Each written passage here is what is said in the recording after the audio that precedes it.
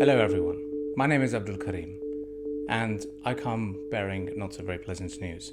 On the 30th of September I tested positive for Covid-19.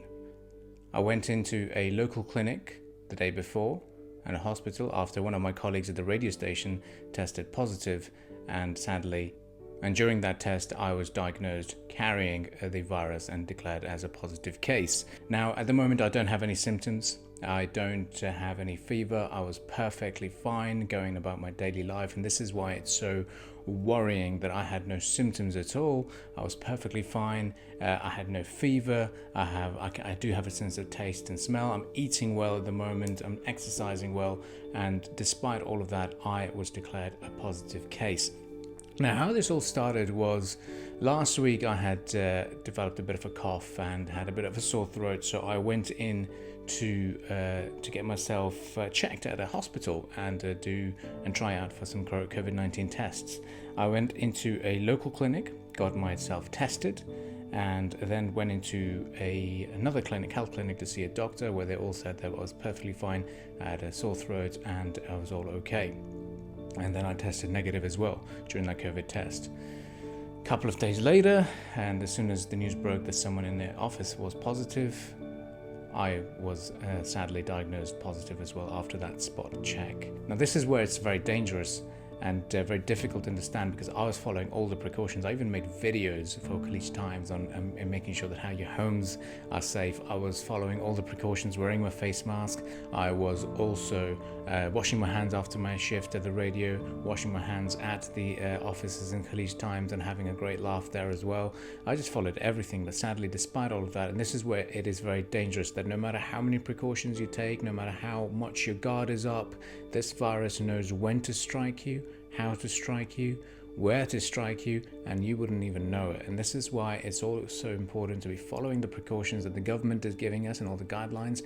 Make sure that we do have that social distancing, because for me, yes, I did try to follow it as much as I could, but I was out and about a lot. I'm a person who loves a schedule, who would be bouncing in and around, doing two regular jobs, doing my boxing as well, and looking after the house as well. So it is very, very it's dangerous and sad as well at the same time that despite all that I was trying to do, I did contract the virus. I didn't know how, where, or what happens, but I did.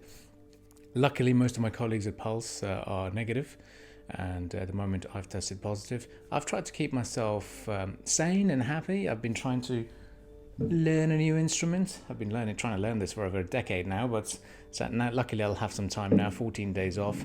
It is a bit of a shame that I've got these 14 days off, and I'd love to use this time to spend some quality time with people that matter the most to me, go staycations, go a bit of holidaying, but sadly now I have to be doing a bit of self-quarantining and self-discipline over here. I've been boxing day and night. I've been training myself, doing some exercises. I've been working, making those news videos for Khaleej Times as well at the same time. So I've been trying to keep myself busy. And next, what I'll do is make sure that I get my room in order, have that time to myself. But it is going to be very difficult. But in terms of how annoying the situation is and how much of a reality it is, I used to report on numbers and saying these many cases every day, this is what's happening, but now I am one of that number, or one of those numbers, and it is a reality. It's a reality when it hits you home, and I'm worried and concerned, of course, about my parents who live in the same villa as I do, but I've been eating well. I disinfect whatever I use, and make sure that it's properly disinfected. I disinfect my bed, my surroundings, and it's very, very important to be following those precautions whilst I'm in here.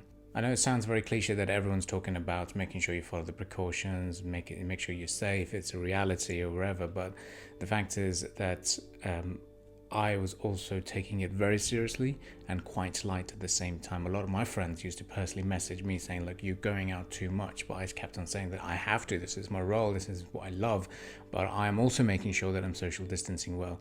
But sadly, that's not the case. You just don't know what happens to you, where you can contract it, where you can meet this virus, wherever it can be.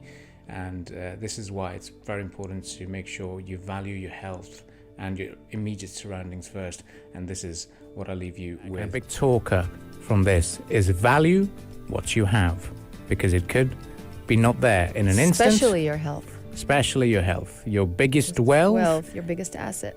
Biggest asset is your health indeed. And this is why it's so important to do that COVID-19 test. Now, a lot of you might get scared because of what your HR managers might think, or whether your annual leave balance is going to be affected, or whether it's just a common cold and flu and the time and effort it goes to join the queues or even do the drive-through test. Had I not tested, I wouldn't have known. I would have passed it on to my parents, could have passed it on to anyone around here, and they would have carried that same virus, probably showed symptoms, probably affected others, and affected those that would have proved a lot more fatal. So this is why it's very important to keep ourselves safe, surroundings safe, and also being very, very responsible and putting your guard up. Look after yourselves.